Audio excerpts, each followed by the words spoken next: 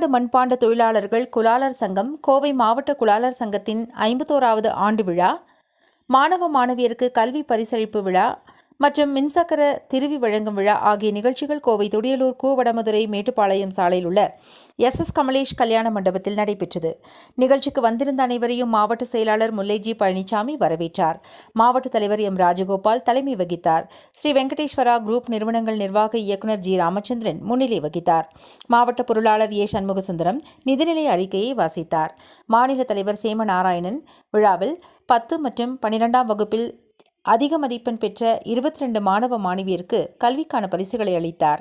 5 பயனாளிகளுக்கு மின்சக்கர திருவிக்கருவிகளை வழங்கி விழா பேருரை ஆற்றினார். முன்னாள் மாவட்ட செயலாளர் குமாரசாமி ஆண்டறிக்கையை வாசித்தார். நிகழ்ச்சியில் மாநில பொதுச் செயலாளர் மா கணபதி, மாநில பொருளாளர் மகேஷ் கண்ணன், மாநில இளைஞரணி தலைவர் பழனி, மாநில துணை பொதுச் செயலாளர் அன்பரசு, மாணவர் அணி தலைவர் ஆனந்தன், மாநில துணைத் தலைவர் பாலசுப்ரமணியம், கார்த்திபுரம் நிறுவனர் கார்த்திகேயன், திருச்சி துணை ஆட்சியர் செல்வராஜ் உள்ளிட்ட பலர் கலந்து கொண்டனர்.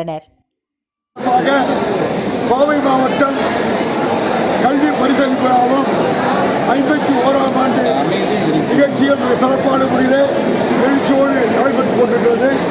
அந்த கூட்டத்தில் எடுக்கப்பட்ட தீர்மானங்கள் ஒன்று, மழைக்கால நிவாரண நிதியாக 5000 ரூபாய் தருவதை 10,000 ரூபாய் உயர்த்தி தர வேண்டும். வெறும் மழையாலும் வெள்ளத்தாலும் பெரிதும் பாதிக்கப்படுகிறார்கள் களிமண்ணை மூலப்பொருளாக செய்கின்ற மண்பாட்டு தொழிலாளர்கள் தான். ஆகவே அதனை புரிந்து வேண்டும். பொங்கல் திருநாளிலே அரிசி பருப்பு போன்ற உணவு தானியங்கள் எல்லாம் கொள்முதல் செய்து அரசு ரேஷன் கார்டுதாரர்கள் வழங்குகிறார்கள். அதே போன்று நெசவாளர்களுடைய வாழ்வுகளுக்காக அவர்களுக்கு இலவச வேட்டி வாங்கி வழங்குகிறார்கள். அதே போன்று பண்பாட்டு தொழிலாளர் வாழ்வுக்காக ஒரு பானையும் ஒரு அடுப்பும் கொள்முதல் செய்து ரேஷன் கார்டுதாரர்களுக்கு வழங்க வேண்டும் என்று தமிழக அரசை கேட்டுக்கொள்கின்றோம்.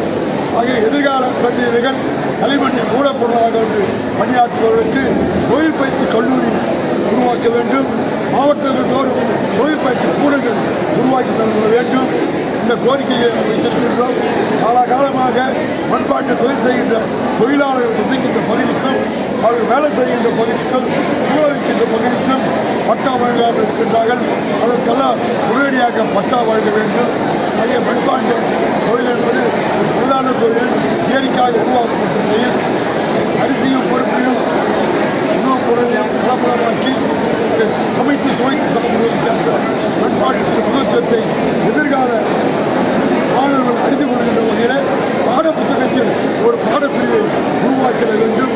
அதன் மூலமாக எதிர்கால மாணவர்கள் அதை தெரிந்து கொள்வார்கள்.